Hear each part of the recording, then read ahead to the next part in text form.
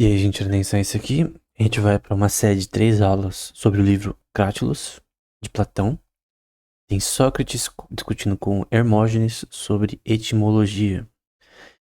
E, na minha opinião, esse é o livro mais interessante dos que eu já li de Platão. Então, eu gosto muito de O Sofista, que foi o primeiro, né? Que eu li, assim, randomicamente, procurando livros na Amazon há uns anos atrás. Eu gostei muito, né? Eu nunca tinha ouvido... Há anos atrás, o primeiro livro que eu li de Platão foi O Sofista, né? Eu lembro que quando eu fui ler, eu falei, cara, por que a gente não aprende isso na escola, cara? Porque, tipo, é da hora e é. Na escola, normalmente, você só aprende em livro-texto, né? Então, por isso que é ruim, às vezes, né? Então, esse tipo de livro tinha que ser lido. Lembro que eu li, acho que uma vez me mandaram nós ler tipo, um livro sobre mitologia grega, mas nunca se compararia a gente ler esse tipo de coisa. Esse livro, ele fala exatamente sobre a história ou a origem de palavras, né? Que é o que o termo etimologia significa, né? Só que no ponto de vista do grego ático, né? Então, lembrando que eu tô usando o livro do John Copper e do Douglas Hutchinson. Eu recomendo muito que você adquira, caso você queira seguir o que a gente tá vendo aqui, com mais cuidado. Ele está em inglês, mas eu creio que é uma tradução boa, né? Então, vamos lá. O Hermógenes diz: Crátilo diz, Sócrates, que há um nome correto para cada coisa, um que lhe pertence por natureza. O nome de uma coisa não é o que as pessoas concordam em chamá-la. Eu tava falando com umas pessoas, com uns amigos sobre esse tema, na minha igreja, por sinal, sobre como o nome que damos às coisas. O nome que damos às coisas, né? É pelo qual nós a chamamos, né? E aqui a gente vê, na verdade, o nome de uma coisa não é o que as pessoas concordam em chamá-la. Então qual que é o ponto certo? É o que as pessoas concordam em chamá-la? Ou é algo, tipo, natural da língua? Então a língua vai formando as palavras de forma natural, sem nenhuma pessoa, tipo, desenvolver. Eu lembro, por exemplo, sei que parece esdrúxulo eu falar isso. Eu lembro quando as pessoas começaram a se chamar de, principalmente, João, parça, e também a falar pai. Eu achava totalmente estranho o cara falar, e aí, pai? Isso muitos anos atrás, tipo, uns 10 mais anos atrás. Porque esse termo não existia anteriormente. São termos que, cara, alguém inventou e seguiu. Agora tá dominando como as pessoas falam assim até os 30 anos. E você tem essa questão de origem, né? Por que esse termo existiu?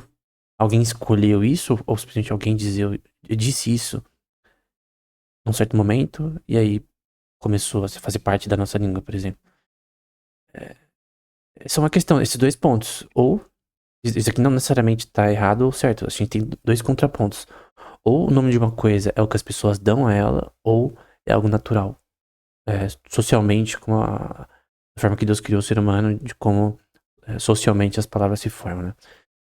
Mas há uma correção natural dos nomes que é a mesma para todos os gregos e estrangeiros, né? E me lembra muito Gramática Universal de Chomsky, né?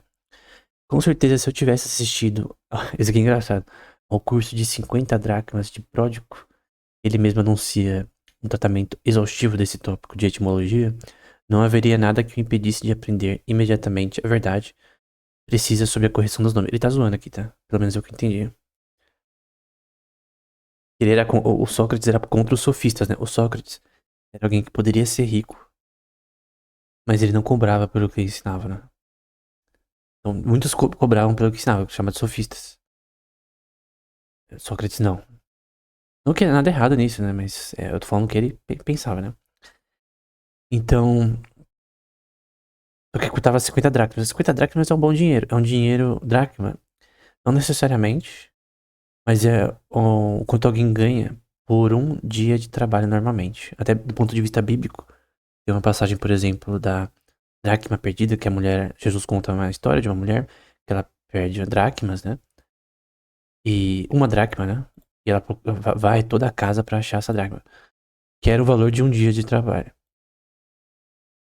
Alguém pode falar, por que ela varreu a casa por uma dracma só? Não é tanto dinheiro, né? É um dia de trabalho. Depende do trabalho, tá? Porque tem, é, tipo, obols, por exemplo. Eu já falei isso em outra aula, né? Valia menos que dracma. Então, tantos obols, sei lá, 3/4 de obols, como eu já disse anteriormente, era tanto de dracma. E assim sucessivamente. Tinha talento também, stater. Tinham vários mais, mas dracma. Normalmente, depende do trabalho, era tipo um padrão, assim, de pagamento diário. Não necessariamente, mas no geral, depende da época, também do contexto, geografia, enfim, mas no geral era um pagamento por um dia de trabalho. Então o que que seria como um pagamento de 50 dias de trabalho? Ou o equivalente a 60, 70, depende do trabalho que a pessoa tem. Bastante coisa, né? E ele ensinava esse tema por esse preço. Só que aí o Sócrates vai falar que ele aprendeu com uma dracma. Mas como só ouvi falar do curso de uma dracma, eu não sei a verdade sobre ele. Ele tá zoando, né? Pelo menos eu que entendi, né? Que ele tá na zoeira. Que o Pródigo ensina esse curso de 50 dracmas, né? Eu conheço de uma dracma, que eu fui aprendendo aí, ó, de graça, né? Mas, enfim, uma dracma é quase nada. Então, por exemplo, se o salário médio do brasileiro é tanto, pode pegar o salário médio, toca, 1.300 e pouco, dividir pelos dias úteis de trabalho, e aí você já tem o salário diário nacional, em média. Se bem que a média do salário tá 2.000 e pouco agora. Você pega a média do salário, em vez do salário mínimo, você pega a média nacional do salário. Geograficamente, né? Então você tem São Paulo, Rio de Janeiro, você não pode pegar do Brasil como um todo, isso é idiotice. Você pega São Paulo, por exemplo, só. E aí você analisa geograficamente em regiões, cidades, a média. Então vamos supor que seja R$ 70, R$ 50 por dia. É o que varia uma dracma no sentido conceptual naquela época. Embora não na prática, questão de inflação, né? Mas o Sócrates estava dando uma zoeira aqui. Aí ele vai dizer, né? E quanto a isso? Suponha que eu chame uma das coisas que são, por exemplo, aquela que agora chamamos homem, ou anthropos, em grego. Suponha que eu dê a ela o nome de cavalo. E dê aquilo que o homem, eu acho que é hippo, né? Cavalo é hippo em grego. Homem é anthropos, cavalo hippo. Eu lembro por causa do termo hipocampos. E dê aquilo que agora chamamos de cavalo o nome de homem. A mesma coisa terá o nome público de homem, mas o nome privado de cavalo. Ele está tentando dizer, por exemplo, a gente não nasceu. é, a gente nasceu há tantos anos atrás. A língua, a nossa língua português, ela teve sim, um estágio de nascimento e de desenvolvimento, mas a gente não criou a língua, a gente aprendeu a língua português. Como está no momento, desenvolvida no momento. Então a gente não fala voz mercê, sei lá, em termos do português de Portugal também. Porém, o grande ponto aqui é que eu não posso simplesmente tirar o nome de uma coisa. Então eu não posso simplesmente falar, então eu vou mudar o português e agora cavalo vai se chamar homem. Eu vou mudar o substantivo associado às coisas, o nome das coisas. Você não pode fazer isso, cara. Ninguém vai aceitar.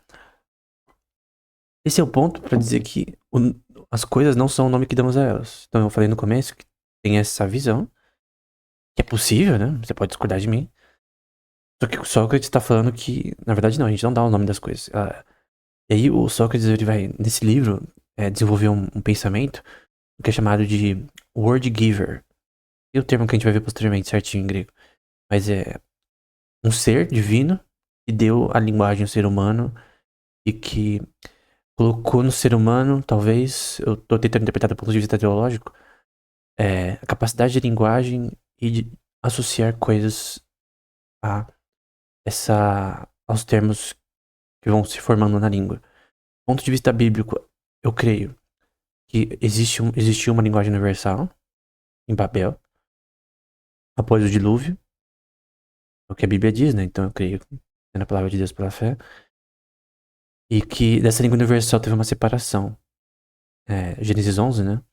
Deus foi lá e Pai e Espírito Santo foi lá, né? Pai, Filho e Espírito Santo foi lá.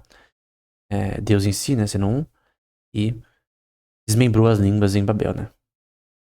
Eles estavam construindo um zigurate gigante, né? E aí, pra acabar com isso, Deus fez isso.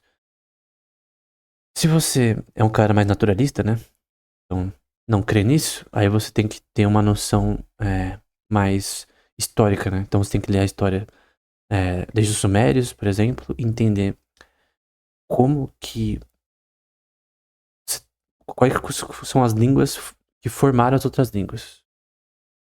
Então, quais são as mais relevantes para a formação das línguas indo-europeias, por exemplo, as línguas escandinavas, estágios de desenvolvimento. Mas o que você quer saber é quem que começou esse negócio. Qual que foi a primeira língua ou primeiras? Ponto central. Então, se quisermos ser consistentes com o que dissemos anteriormente, não podemos nomear as coisas como quisermos, né? Então, é o ponto que eu fiz anteriormente. Em vez disso, devemos nomeá-los de forma natural, socialmente, né? Para que sejam nomeados e com a ferramenta natural para nomeá-los, né? Dessa forma, conseguiríamos algo e conseguiríamos nomear, caso contrário, não conseguiremos. Então, ele está partindo do princípio, da premissa básica de que o nome das coisas não são os que damos a elas. Pelo contrário. Fonética e formologia, né? Então, o criador das regras, né? Que é o que ele está sugerindo, né? Um daimon. E daimon é um termo grego que tem a ver com um ser elevado, né? Não deve ser também como incorporar em sons e sílabas. Então, fonética vem de sons, fone, né? Fonemas. E você tem morfologias, palavras, né? Morfo de forma. Então, a palavra cachorro, né? Cachorro. Que a gente aprende na escola a separar. O. A gente tem 3 sílabas, né? Uma, duas, três. Eu não sei se o R separa. Aqui eu não lembro. Não sei. Pra você ver, eu sei mais inglês que português nesse momento. Mas enfim, 3 sílabas. Aí você tem ditongo, tritongo, isso não importa agora. Mas você tem os sons, né? K, cho, o. Não posso falar cachorro. Se eu falar cachorro pra alguém, a pessoa vai dar risada. Porque o som de cho não é cho. Porque eu não tenho, o som de CH não tem esse daqui nessa palavra. E é assim que a língua portuguesa se desenvolveu. Então não é cachorro, é cachorro. E aí você pode falar, isso é inútil. É claro que é útil. Porque os fonemas, eles basicamente são a base da estrutura de como a gente estrutura as palavras. E, cara, é muito importante, não só pra nossa língua como um todo, mas pra inteligência artificial, né? Você vê o chat GPT da vida, os caras que criaram os Large Language Models, né? LLMs, eles basicamente criaram formas matemáticas de analisar coisas desse tipo aqui. Sejam fonemas, morfologia de palavras, sintaxe, semântica. Então, esse tema que a gente está estudando é a base do porquê o ChatGPT é possível, né? Tem uma coisa inteligente artificial que chama predicados, né? Um predicado, nesse contexto, é que você precisa primeiro saber como uma coisa funciona, e depois criar um algoritmo. Você não consegue fazer um modelo de linguagem sem entender o que é sintaxe, o que são palavras, o que é morfologia, o que é semântica. Você precisa primeiro da parte linguística, depois você faz os algoritmos para resolver o problema. Então, isso daqui que a gente tá vendo é o predicado que foi extremamente essencial para o desenvolvimento da inteligência artificial em ChatGPT da vida. Você quer aplicações para isso? Uma das maiores atualmente na inteligência artificial é esse daqui, em modelo de linguagem, né? E se ele deve ser o doador autêntico de nomes, não deve ele, ao criar e dar o nome, olhar para o que é o nome em si. Que é um ponto que o cara que fez a introdução, não sei se foi o John Copper, em relação a como se o significado das palavras, a forma que elas têm, a morfologia que elas têm, ou a fonética, é que a fonética é mais importante, por exemplo, em chinês. Em chinês, você aprende quando você vai fazer cursos de chinês, você tem, por exemplo, o som da letra A latinizado, né? Porque obviamente não era latinizado originalmente, você tem os símbolos lá da língua. Os kanjis em chinês, você pensando em japonês aqui um pouco, são basicamente fonemas que têm estruturas que você consegue latinizar, né? Porque consegue falar aquilo. É, por exemplo, a única frase que eu sei. Yo ye hen gaoxin ranshi ne. E a pronúncia de certas partes vai fazer diferença, né? Então, essa frase que eu disse, que eu lembro que eu estudei há um tempo atrás chinês, mas eu parei, né? É, é uma. Eu até esqueci o significado, eu não vou lembrar agora o significado disso. Mas a pronúncia é importante pra você entender o. Tem dialetos assim no chinês, nesse sentido, né? Pra você entender o que a pessoa tá falando. E dependendo das pronúncias, você vai errado no que você tá falando. Então é uma parte importante no chinês, né? No japonês não é assim, por exemplo. Então, tem essas questões. Porque se você ver a história do chinês, por exemplo, você vê a história de por que os símbolos foram formados daquela forma. Por exemplo, o sol. Então, originalmente era o desenho do sol.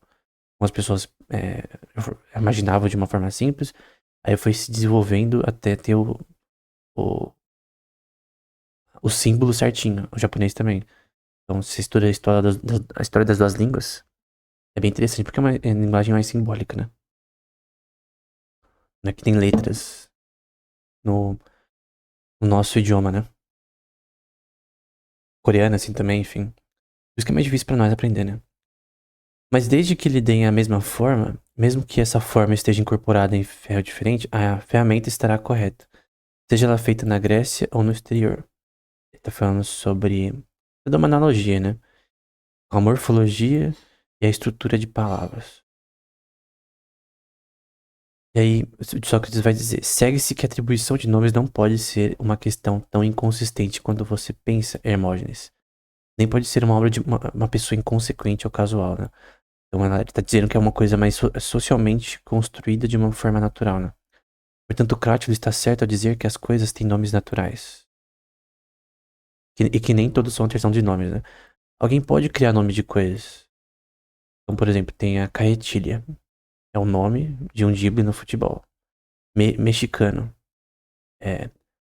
Quando eu era pequeno, joguei muito futebol toda a minha infância e adolescência, né? Tem escolinha e tal, campeonato. Eu sempre ouvi mexicano, cara. Nunca ninguém falava carretilha.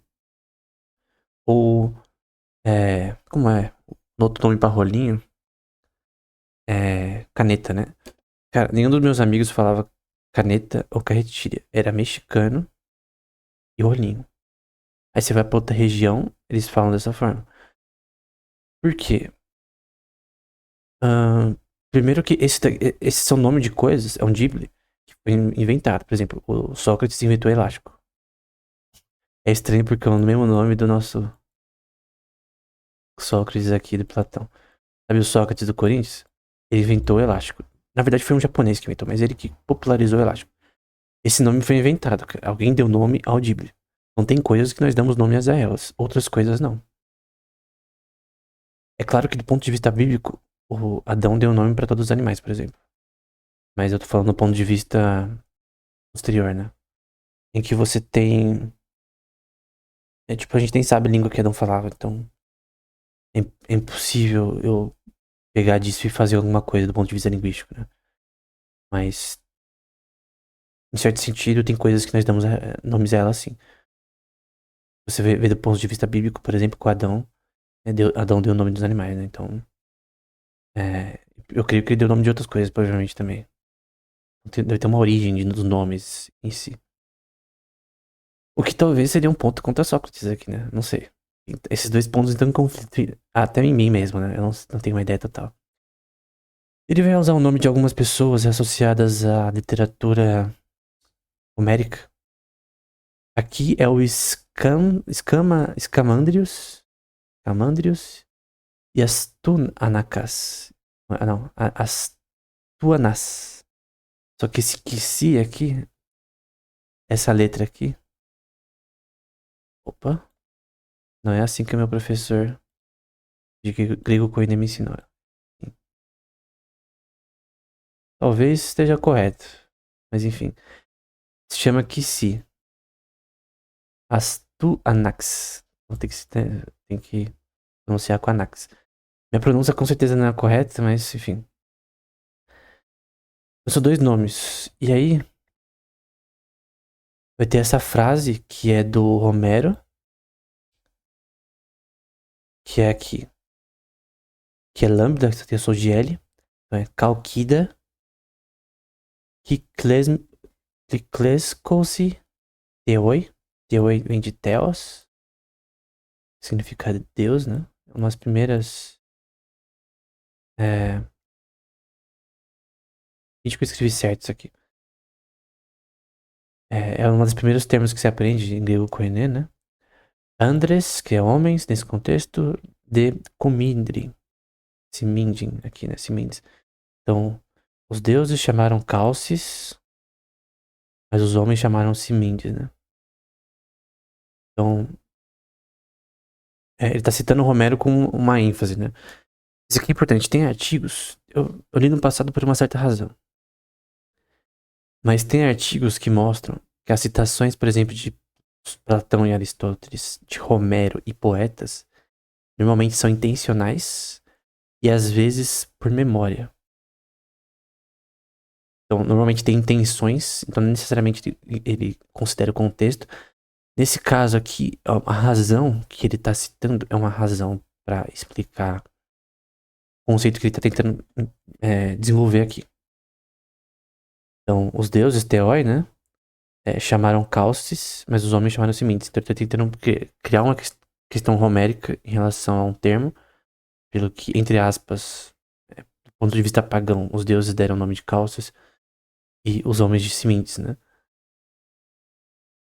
E aí, ele vai dizer, bem, parece-me que Heitor é mais ou menos o mesmo que Astyanax, que é o nome que a gente viu aqui. Com o som de I, né? Em vez de U, que é o Y. Astyanax, já que ambos os nomes parecem ser gregos. Afinal, Senhor, Anax e possuidor Hector significam praticamente a mesma coisa, já que ambos são nomes para um rei, né? A origem do termo. É algo bastante simples, você sabe que quando falamos dos elementos ou letras do alfabeto, são os seus nomes que pronunciamos, não as letras em si. Exceto os casos desse, né? E, U, O, E, O. Aqui provavelmente é ômega, tá? Tem o O e o ômega. Tem o eta. Não sei a diferença desses dois na pronúncia. Tem o eta e o E. E tem o Y, né? Que também tá aqui. Y, eta, E, eta, ômega, ômicron. É um ômicron, ômega, Y, epsilon, lembrei, e eta. Pronto. Então, são seus nomes que pronunciamos, não as letras em si. Nós damos os nomes para todas as outras vogais e consoantes, como você sabe, pronunciando letras adicionais junto com elas, né? Então eu vou construir lá, gato. Para falar gato, eu não consigo falar só com vogais ou só com consoantes, né? Eu tenho que ter uma vogal adicional para conseguir construir os fonemas no geral, né? Não sempre acompanhado de uma vogal. Então, outro termo, por exemplo, pato. Então é consoante, vogal, consoante, vogal. Em português a gente vê bastante isso. Por exemplo, falamos F, A, consoante, vogal, L, A, consoante, vogal, M, consoante, vogal, consoante. Elementos aqui. Vogal, consoante, vogal, consoante, vogal, consoante, vogal, consoante. Dá pra entender, né? Então é isso que ele quer dizer aqui. Esse tem esse termo que a gente vai focar. Então aqui é a mesma coisa que a gente viu anteriormente, né? Você tem esse começo dessa parte. Então, o nome que damos, né? Então, onoma,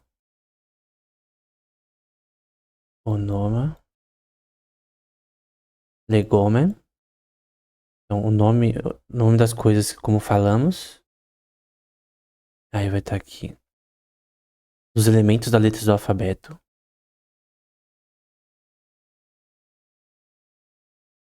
nesse ponto aqui. E aí vai falar desses quatro, né? Não as letras em si. Então, aqui, vou pegar um vermelhinho. Não. E aí, esse ao é demais. Cadê? Normalmente é demais. Mas não as que falamos, as letras em si.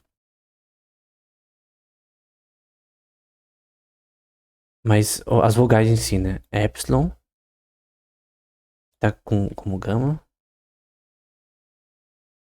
Aí você tem o Ômicron, o Ômega e o Delta. Aqui tá explicado de uma forma mais simples, né? É vogai, na verdade. Enfim. Mas o grande ponto dessa questão fonética, você tem a estrutura de palavras como sendo com vogais e consoantes sempre, né? Então, como a gente viu anteriormente, aqui a gente tem consoante, vogal, consoante, vogal, consoante. E assim sucessivamente. Esse é o ponto que ele tá tentando fazer, né? Aí tomemos como exemplo beta. E a adição de e, eta, né? Ou tal. Tal é assim. Então poderia ser e, eta. Então a adição alfa, por exemplo, também, que se escreve assim, não causa nenhum dano e não impede que o nome inteiro expresse a natureza daquele elemento, ou a letra que o criador das regras desejava nomear. Tão bem ele sabia como dar nome às letras, né? Então a forma que o ser divino que criou a linguagem, né? Obviamente do ponto de vista teológico, e na verdade é Deus, né, que criou a linguagem humana e deu ele conhecimento de nomear as coisas, mas o ponto é que você tem essa estrutura fonética básica universal da linguagem. É na forma de expressar as coisas. Então, você tem aqui, por exemplo, o eta, o tal, então, eta, o tal, o alfa, e aí é esse daí. O beta é esse daqui, né? Beta. Enfim, o que tá escrito aqui no caso. Aqui no original. E que as letras em Arquépolis, que é associada a um governante de uma cidade, porque aí é só você pegar a estrutura aqui, né? Você tem Arquê, que ou pode ser começo ou principado, né? Um governante, né? Vou pegar aqui. Então, Arquê tem a ver com isso, né? Deixa eu pegar aqui. Ar. Quê? Aí você tem a outra parte que é a polis, né?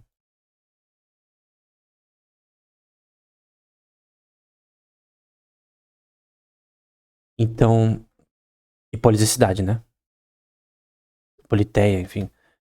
É cidadania, depende do contexto. Tem um texto de Filipenses 3, alguma coisa, acho que é 3:20.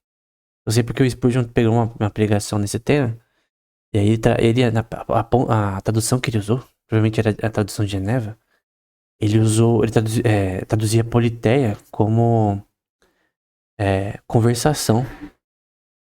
Aí eu, nossa,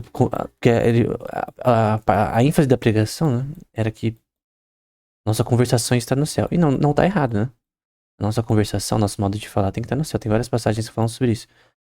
Só que esse termo politeia, ele deve ser traduzido como cidade. Ou cidadania. Não conversação. Claro que você ser alguém de uma certa cidade implica uma conversação, um tipo de linguagem. Você poderia até colocar uma ênfase dessa forma. Só que o termo não significa conversação. Significa cidade ou cidadania. E em Filipenses 3:20, porque FP 3:20. Eu creio que é Filipenses 3:20. Que fala, nossa cidade está no céu. Onde virá no Senhor Jesus Cristo, né? E eu vi que a tradução de Geneva, uma das versões da tradução de Geneva, antiga pra caramba, séculos atrás, ela traduziu como conversação. Eu creio que o Spurgeon usou essa. E ele deu uma ênfase, na minha opinião, errada na pregação. Foi uma ótima pregação. As melhores que eu vi dele. Só que o termo politeia foi traduzido errado. Né? Então é a nossa cidadania. Tipo, a aplicação seria a mesma, só que a ênfase foi errada. Por isso que quem estuda teologia tem que estudar grego. Porque às vezes a tradução, cara, vai errar. Tem um texto em Jó, por exemplo, eu não vou lembrar de cor. Mas, por exemplo, vai traduzir como dilúvio uma certa passagem. Aí eu fui ver no original, não tem nada a ver com dilúvio. Aí eu fui ver que a tradução. Não é que mesmo no português, no contexto, você poderia até inferir que não tinha nada a ver. Só que na prática tinha, porque a ênfase que eu, por exemplo, iria dar se eu fosse falar sobre isso, numa igreja, por exemplo, se fosse dada a oportunidade, ia ser nesse aspecto de dilúvio, mas o texto não tem nada a ver com dilúvio original. Então, às vezes, a tradução ela pode dar uma ênfase que talvez te dê uma, um aspecto errado do original. Não foi a intenção do autor, né? Então, esse termo politeia, eu lembro bastante disso, que tem a ver com o termo polis, né? E arque também é usado na Bíblia constantemente. Não só como começo, renarque, por exemplo, no começo. É, não. Ah, em 1 João. 1 João usa arque. É, 1 João e João, o Evangelho. Mas também o termo arque é usado em Judas, né? Então, o texto de Judas, também da Bíblia, como principado para anjos, né? Posição também. Então, os anjos, angelos, né? Eles abandonaram o seu arquém, que seria a posição deles no céu. Então, arque tem a ver com governante ou com começo, depende do contexto. Nesse contexto de Arquépolis, é de um governante de uma cidade, né? Porque polis é cidade, então nesse contexto arque é de não começo da cidade, mas sim governante de uma cidade. E aí outros daqui como Agis, que é líder, Polemarcos, né? Senhor da guerra, e Eupolemos, que é bom guerreiro, né? Não sei se tem a ver com Pyrrhon no latim, sei lá. Eu vai dizer aqui, então ele não deveria ser chamado de Teófilo, amado por Deus. Em Lucas tem. Teófilo é o nome do cara que, pra quem Lucas escreveu. Evangelho de Lucas. Desde que eu fiz um bonitinho, ele tem Teófilo no começo. Ele fica amado por Deus, né? Teó de Deus e Filão é o mesmo termo de filosofia pra amigo, né? Nesse caso é amado. Talvez não sei se amigo de Deus também ficaria bom. E consciente de Deus é Minésion. Não, perdão. Minesiteon. Minesiteon. Teon de Deus, Minese de consciência, né? Eu creio que a palavra mnemônica tem a ver. Ou algo do tipo, mas algo que significa oposto. Se de fato os nomes foram corretos, né? Então você tem nomes que são opostos, né? Antagônicos um ao outro, né? Portanto, o nome Orestes, homem da montanha, é certamente correto. Hermógenes, seja dado a ele por acaso ou por algum poeta que exibiu em seu nome a brutalidade, né? É isso que tem a ver. É que nem o nome, por exemplo, Beowulf. Eu tava lendo um pouco sobre Tolkien. Eu tô escrevendo um livro, né? Eu dei uma parada. Eu não sei se eu vou continuar tão cedo. E é assim, Beowulf. Eu tava escrevendo um livro que tem a ver com etimologia também um pouco. Só que no contexto de mitologia, né? E o termo Beowulf vem de abelha. Então, bi. De um artigo que eu li no tema. Do curso que eu fiz sobre economias sintéticas, eu falo isso também. É bi e tem um artigo também lá, o wolf. Algumas versões é com o, eu vou colocar aqui o normal pra não confundir ninguém por enquanto. Mas não é wolf, necessariamente. Poderia ser wolf. Tem várias versões ali. Aqui é um L, tá? Abelha e lobo, né? Então o nome Beowulf, que é o nome de um personagem importante de uma obra anglo-saxônica, que era um guerreiro ali Dinamarca, né? E derrotou um dragão lá monstruoso. Século 6 da vida. É uma história fictícia, né? Até com uma cosmovisão cristã por trás. E Beowulf seria um guerreiro cristão, de certa forma. Derrotou um dragão, né? Enfim. E basicamente, obviamente, numa história fictícia. Só que o nome Bi é abelha, Wolf lobo. Aí você tem essa junção que conceptualmente significa urso. Só que o Wolf em anglo-saxônico significa várias coisas, cara. Pode significar alguém que é um exilado, pode significar alguém forte. Tem muito. O termo lobo é usado em poemas anglo-saxônicos de várias formas. A gente poderia falar um dia só sobre. Eu já falei já, mas no curso sobre economia sintética. Mas o termo wolf no contexto anglo-saxônico, cara, tem uma origem muito interessante. Mas o termo wolf significa urso. Lembra muito Bjorn. Não vou tentar escrever isso daqui em escandinavo antigo, porque eu não manjo. O nome é Bjorn, significa urso. O nome Beowulf significa urso. Só que aqui é um contexto anglo-saxônico, também germânico de linguagem, né? Em que você tem o conceito de urso, porque o urso gosta de mel, né? Todo mundo sabe disso. E aí o termo wolf, que é um selvagem, sei lá, algo assim. E aí você junta os dois. Beowulf.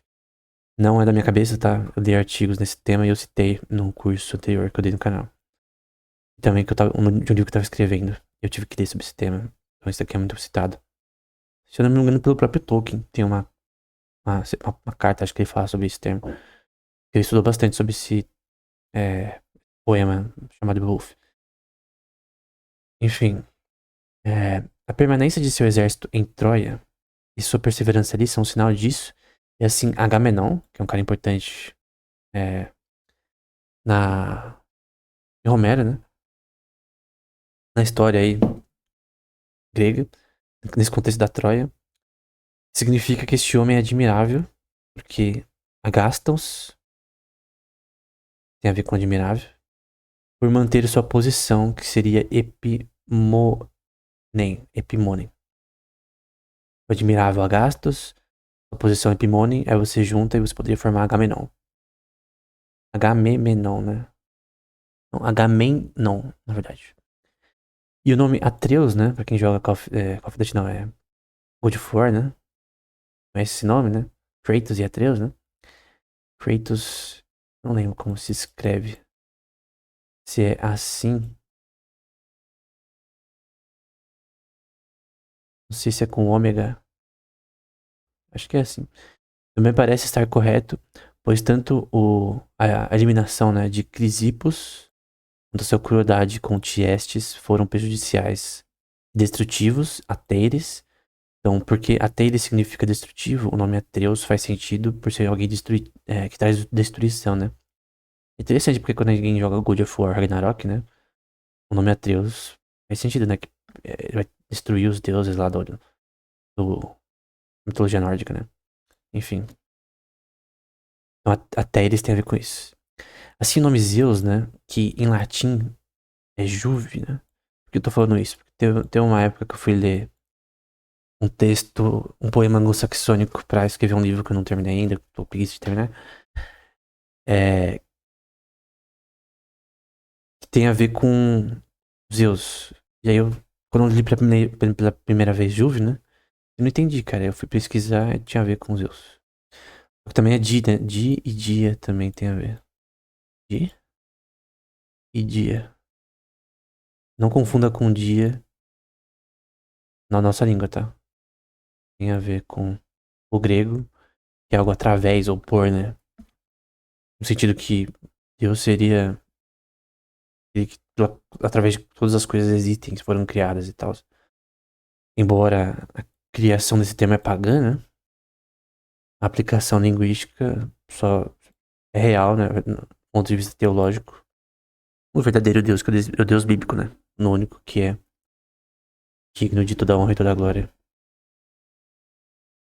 Como na realidade, né? Então, Zena e Dia juntos nomeiam corretamente Dia, que eu coloquei aqui em cima, o Deus Theos, né? Que é sempre a causa da vida. Ele colocar Di, Ron, Zé. Não coloquei aqui em grego, mas aqui embaixo tá. Que é o Di ou Zen. Então, através de qual todas as coisas foram criadas, né? Zen tem a ver com vida, né? Zoe tem a ver com vida. É um termo bíblico muito usado para vida, para os contextos. Então, Di, Ron, Zé é algo que causou a vida, né? Pelo qual a vida veio a existir. O Di tem a ver com isso. Essa seção aqui. E até o termo de Kaiosune, que tem a ver com justiça, que é um termo bíblico extremamente importante se estudar esse termo do ponto de vista linguístico.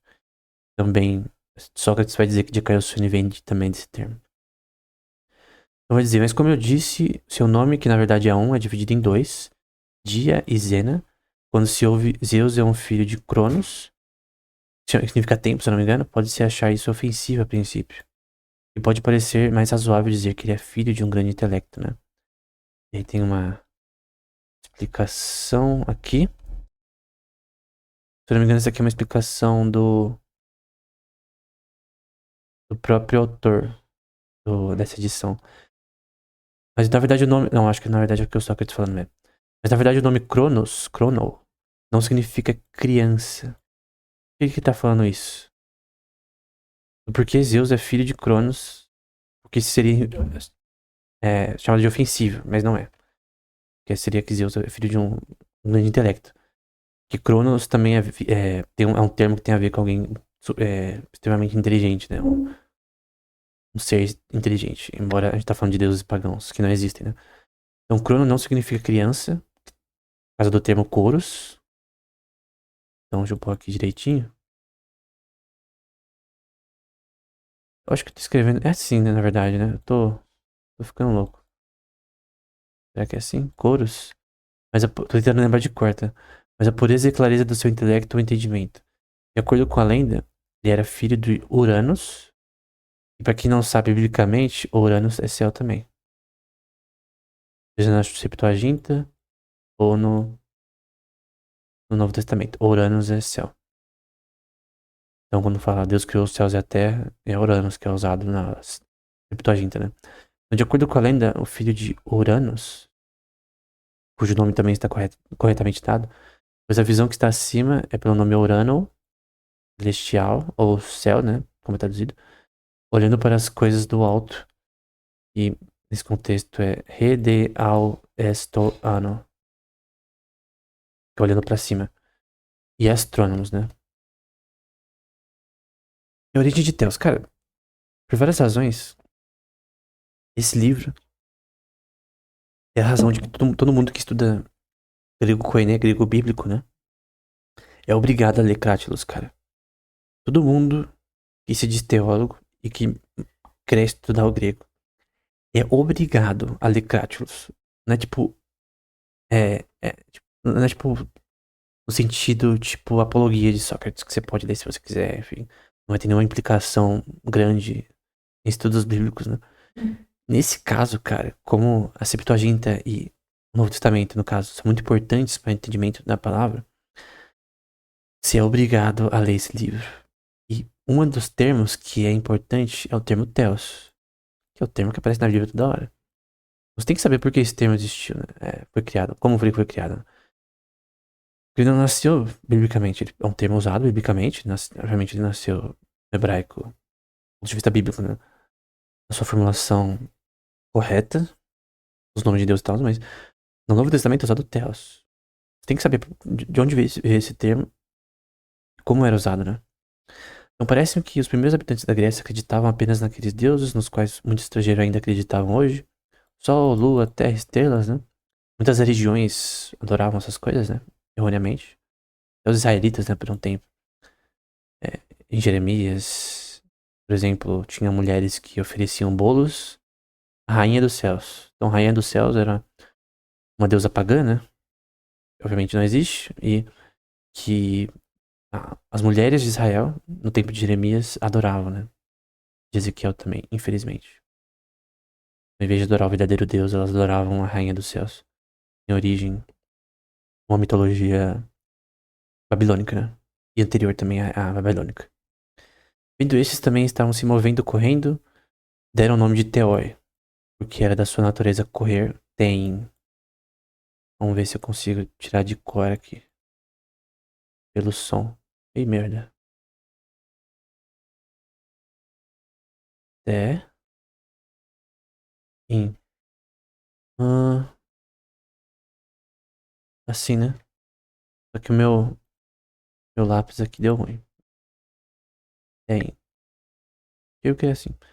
Mais tarde, quando aprenderam sobre os outros deuses, eles o chamaram por esse nome. Isso parece provável. Ou eu estou falando bobagem, né? Então que o nome Theoi, né? É um plural de deuses, né? Que esse nome veio do significado do termo Tem. Então, é o que ele tá falando aqui. E aí tem outro termo que não pode ser confundido, tá? Porque obviamente a gente tem nossa própria língua, português. E o termo aqui, ele soa como demônio, por exemplo. Mas não é, tá? É um termo grego que não tem a ver com isso. Então, por exemplo, no livro Ética a Nicômaco, de Aristóteles. Então, por aqui, Ética Eupoene, né? O livro Ética Nicômaco, ele usa o termo eudaimônia. Eu não sei de cor. Eudaimônia. Depois alguém me corrija se eu tô errado.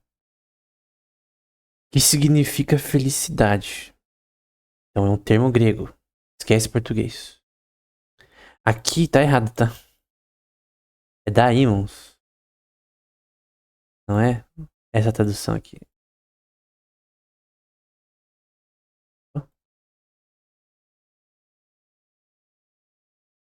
Você não pode traduzir. Isso aqui é pra mostrar mesmo. Dessa forma, porque é um termo que significa outra coisa. Não tem nada a ver com o português. Não pode pegar um termo em grego e colocar em português. Não faz sentido. Não é um termo bíblico, tá? Não é usado na Bíblia. O termo pra felicidade são outros usados na Bíblia. Não é um termo, eudaimônia não é um termo bíblico, mas é um termo em Aristóteles, no grego clássico, né? Então são sábios conhecedores os daimonas. Hesíodo diz que eles são chamados de daimons. Então lembra que é uma língua diferente do português. Nosso antigo dialeto ático encontramos essa palavra. Hesíodo e muitos outros poetas falaram bem quando dizem que quando um bom homem morre, ele tem um grande destino e um grande honra e se torna um daimon. É o nome dado a ele porque está acolheu com sabedoria. Então lembre-se que esse termo tem a ver com felicidade, e nesse caso alguém que é alguém bem-aventurado. Seria um bom termo, talvez. Só que é um termo no contexto do grego que não tem nada a ver com o termo que soa no português, tá? Só para deixar claro. Eu não confundo o termo eudaimonia que tem a ver com felicidade, está bem, né? É na ética aristotélica, né? No Ética Nicômaco, que ele usa o termo.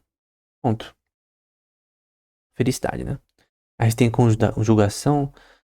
Isso aqui se aprende no curso de grego koiné, por exemplo. Como conjugar aí nominativo, genitivo, dativo, acusativo e vocativo, né? Então, o eudaimonia significa felicidade. No contexto aristotélico.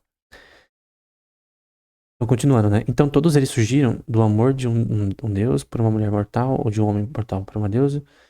E como você investigar o assunto, confiando no ático antigo, né? Você obterá uma melhor compreensão por ele mostrará que o nome herói, heróis, é apenas uma forma ligeiramente alterada do termo heroas. E você tem o termo eros, né? Vou arrumar aqui. Esse termo todo mundo conhece, né? Philo, eros, é um termo que todo mundo conhece. Nossa, eu escrevendo errado. Tá. Vou deixar assim, vai. Finge que eu escrevi certo. Acho que é assim. Eu não acho que é com ômega, não. Se for com ômega, enfim, o que importa é a pronúncia. Nesse contexto aqui, eros, no caso, é amor, só que do ponto de vista conjugal, normalmente. Então tem o ágape, que é o amor. Eu acho que é assim. Que é o amor sem. Sim, depende, mas normalmente é incondicional ou o seu próximo, né? Tem, por exemplo, Eucariste também, que é caridade, que vem do termo.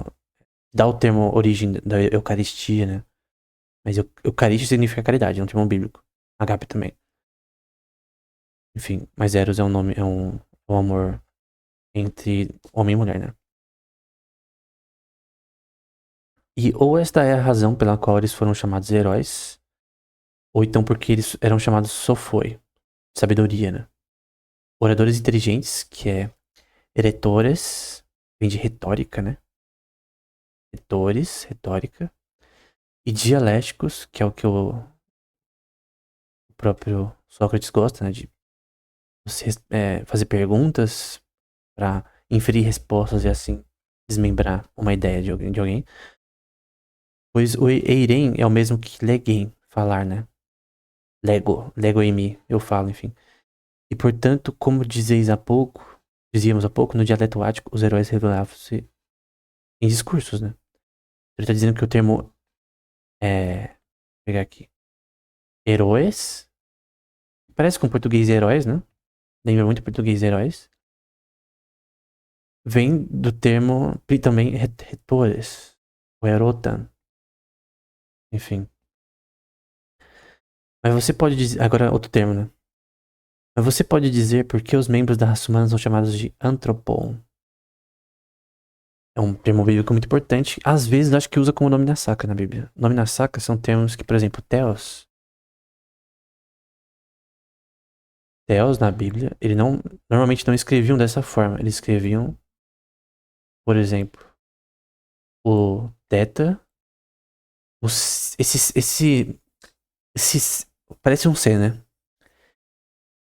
É que em alguns estágios da gramática escrita, o termo que a gente pronuncia Theos, que tem o som de S no final, ele era com esse símbolo, que tem o som de S. Aí a gente tem que pôr um pouco de crítica textual, mas o ponto é que esse C tem um som de S, tá? É o final como se tivesse o C aqui no final. Então, Theos era o nome na sacra. Tinha Christos também. Então tem o termo Christos, que é Cristo. Esse aqui, se não saber, tem que apanhar. É o nome mais importante da existência humana. Não, da existência como um todo. Então, Theos, Christos. Então, Christos fica como XY, né? Entre aspas, que é o que se. É o capa, na verdade.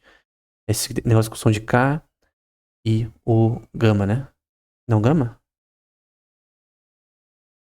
Não sei se é sim. Eu acho que é assim, na verdade. Será que é assim? Não lembro mais. Eu acho que é assim. Que é Christus. Se não me engano, é assim. O termo antropos às vezes também é assim. Você tem uma abreviação do termo, porque também acontece muitas vezes.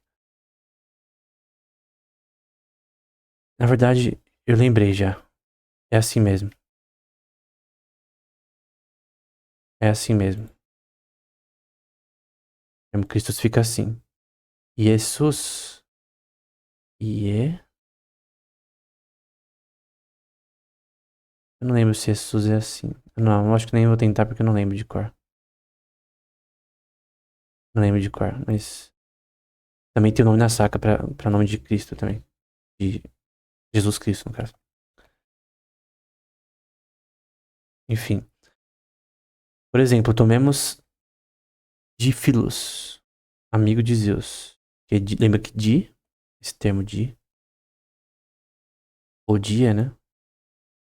Significa a, alguém através ou por, que não significaria Deus na prática, né? Significa a mesma coisa que Theos.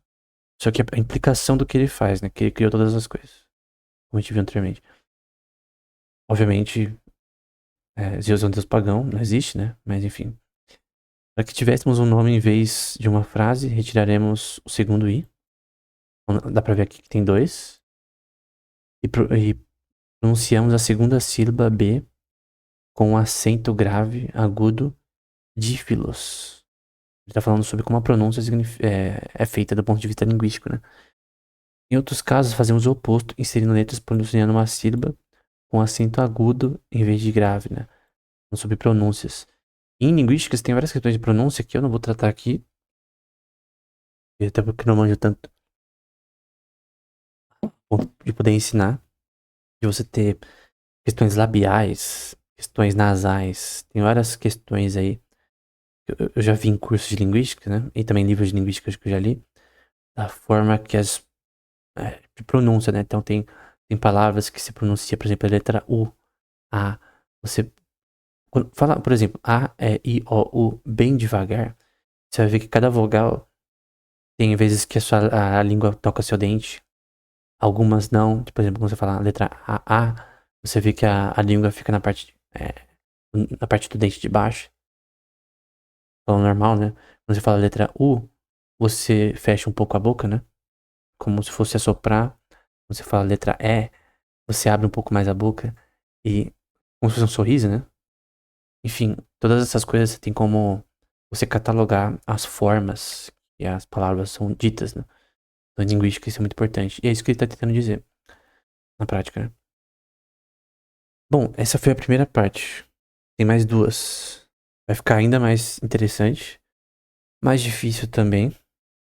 Mas, assim, eu só tô dando o básico, tá? Eu poderia ter 5 ou 7 aulas, mas pra ser breve, coloquei só 3. Até porque senão fica muita coisa. Eu recomendo que você leia o livro. Só que é um livro, cara, que se você não manjar grego, você não vai entender. Porque você precisa. Só a tradução com ali, escrevendo ali de forma latinizada o termo, não vai te ajudar. Então você tem que saber grego. Básico, pelo menos, pra conseguir entender Crátilas, né? Em outros livros não é tão importante. Por exemplo, eu lembro do livro Poética de Aristóteles, que tem um termo muito importante, que é mimesis noadiquia. Acho que é assim, mimesis.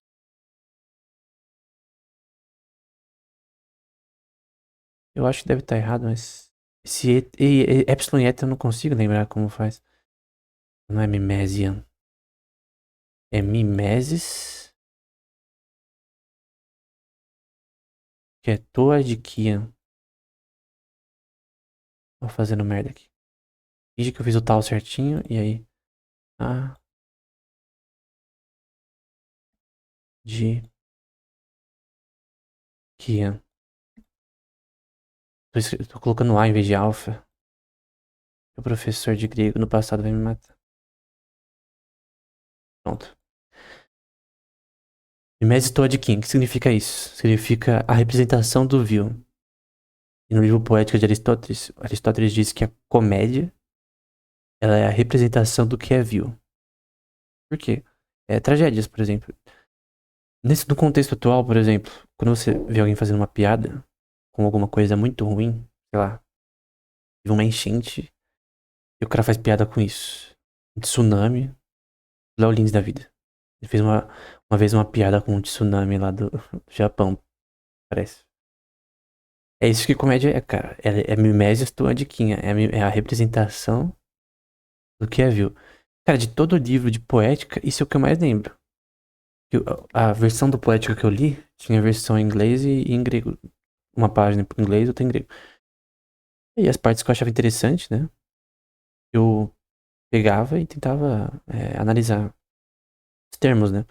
Esse mimesis toadiquinha, eu creio que tá escrito errado esse tom, eu acho que não é assim que se escreve, eu acho que é. Eu não lembro exatamente como tá no livro.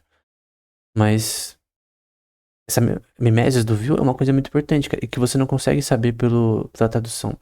E a tradução tava como que a comédia é a representação do que é mal, que é ruim, algo assim. E não é que a tradução estava errada, é que quando você lê o termo no original, você mesmo pode entender, se você entende a original. Você mesmo pode interpretar de uma forma que talvez seja mais acurada, porque às vezes o tradutor, ele quer que a tradução seja fácil de entender. E aí ele vai pegar um termo que é melhor, é mais geral, em vez de um termo que talvez seria melhor, do ponto de vista acadêmico. Então, para eu saber que o livro Poética de Aristóteles representa a comédia como a representação do que é vil, eu tenho que saber o original. Ou que alguém explique pra mim o original, por exemplo. Então tem livros que podem fazer isso. Então, por isso que é bom sempre você ter um livro nesse contexto que tenha muitas anotações. Por exemplo, nos livros de história da igreja, do Francis Schaeffer, que eu vou fazer um comentário no futuro, se Deus permitir, tem muitas anotações embaixo, de termos em grego, de coisas do tipo, questões históricas. Esse é um tipo de livro que você tem que ter, porque você tem que ter um auxílio. Tem comentários de anotações em livros, por exemplo, platônicos ou aristotélicos, que te ajudam a entender esses termos, né? Só que você ler o original é importante. Você não precisa ser fluente. Você não precisa ser especialista, né? Mas fazendo alguns cursos no tema já te ajuda a entender melhor alguns termos. E tem várias implicações de direito em não só filosofia, né? Mas direito, em literatura, em humanas como um todo, em etimologia, em linguística, que é um tema muito importante hoje em dia para a inteligência artificial.